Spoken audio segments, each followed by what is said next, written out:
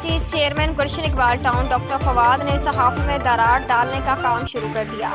Doctor Fawad, जो कि गुलशन town के चेयरमैन जमात इस्लामी के नामज़द उम्मीदवार को अवामुन नास ने मुंतखब किया था कि हमारे बुनियादी मसाइल हल करेंगे, लेकिन बल्दियाती मसाइल को दरकिनार रख कर बल्दियाती सहाफ़ियों को तकसीम करने का अमल शुरू कर दिया।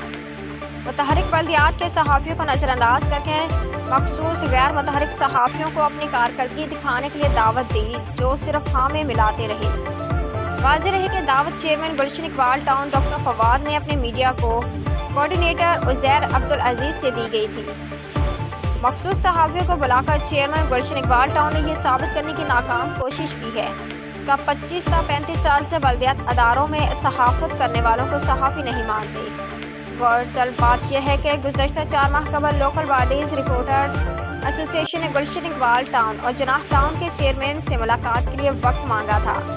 ताहम इन दोनों चेयरमैन के कोऑर्डिनेटर्स काउंसलर राव काशिफ टाल मटोल करते रहे और 4 माह बाद बल्दियात के मुतहरिक सहाफ़ियों को नज़रअंदाज करके गैर मुतहरिक मखसूस सहाफ़ियों को मुलाकात की दावत दी गई। लोकल बॉडीज रिपोर्टर्स एसोसिएशन का शदीद एहतजाज।